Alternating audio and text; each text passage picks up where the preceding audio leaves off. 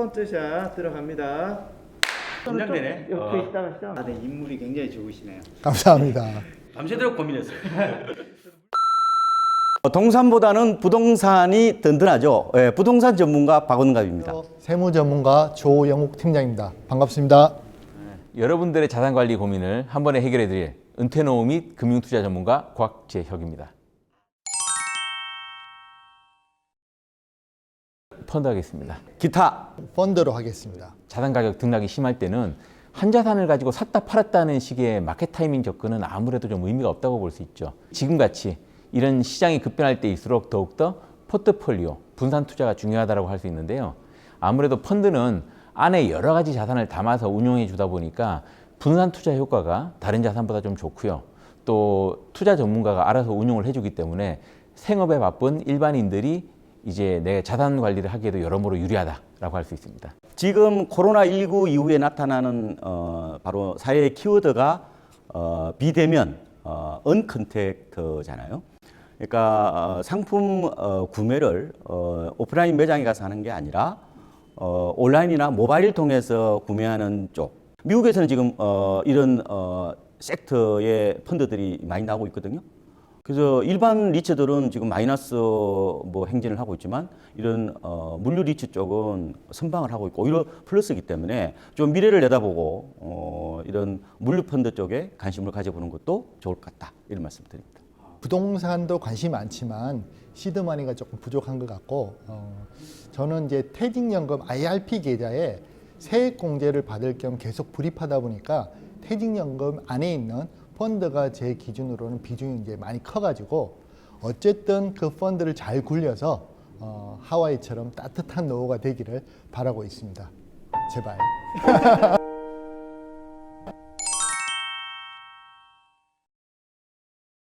부동산하고는 달리 이제 그 사용 가치라는 게 없고 수익 가치만 있는 금융 투자 같은 경우에는 더욱더 이런 대출을 내서 투자하는 건 좀 지양하는 게 좋다고 봐요. 왜냐하면은 이제 원래 투자라는 게 수익을 크게 노리면 노릴수록 우리는 기간을 장기로 갖고 와야 됩니다. 그런데 이제 대출을 받는 순간에 대출 만기 때문에 사실 강제로 그 투자의 만기가 생겨버리는. 대출은 이제 금리도 낮고 레버리지 효과가 크지만 아시다시피 양날의 검이기 때문에 잘 되면 좋지만 안 되면 뭐 한강으로 갈 수도 있기 때문에 저는 여유 자금으로만 투자를 하겠습니다. 철저하게 여윳돈으로 하셔야 되고요. 이 레버리지 투자는 굉장히 위험한 재테크 수단이다.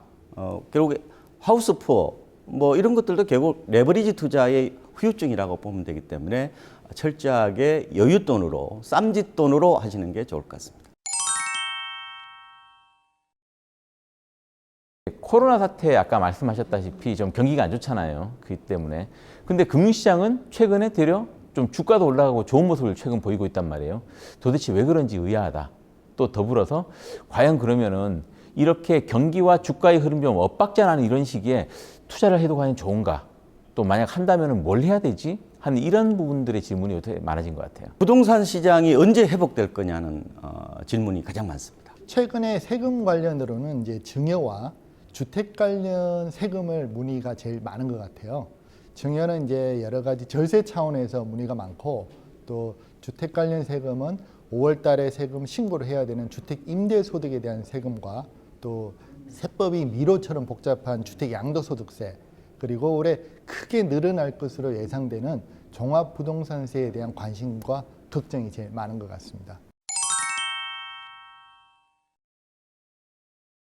우선 증여는 현재 금융자산이나 부동산의 저평가 시점을 증여 시기로 활용하는 게 좋겠습니다. 향후 가격이 회복된다고 하면 증여세를 줄이게 되는 효과가 있으니까요. 그리고 혹시 증여한 이후에 가격이 더 하락하면 이 낭패가 아니냐 이렇게 생각할 수도 있는데 금융시장이 최근에 워낙 변동성이 크니까요. 그럴 때는 이제 3개월 이내에 당초 증여를 취소할 수가 있기 때문에 증여를 취소하고 다시 증여를 하시면 되겠습니다. 우선 국내하고 해외의 IT 업종 대표주들 같은 경우는 사실 기업의 이익 전망이 아직 탄탄하기 때문에 오히려 이런 그 이벤트 때문에 주가가 싸졌을 때 좀 저가 매수의 기회로 활용할 수 있을 것 같고요. 따라서 향후 한 3번에서 4번 정도 분할 매수 통해서요.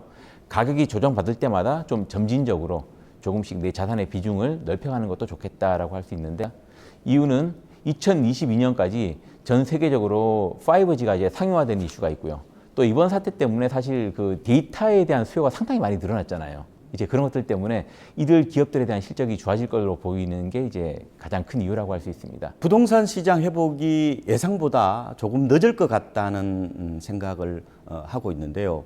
지금 주식시장 같은 경우는 많이 올랐잖아요. 뭐 헬리콥터 머니 혹은 뭐 정급 본드까지 무차별적으로 매입하는 이른바 돈 퍼붓기가 지금 시장의 흐름인데, 부동산 시장은 실물 경기를 그대로 반영할 수밖에 없습니다. 그래서 주식시장 회복은 굉장히 빠른 속도로 나타나겠지만 부동산은 조금 늦을 수 있다. 그래서 조금 보수적으로 보시는 게 낫지 않을까 보고 있습니다.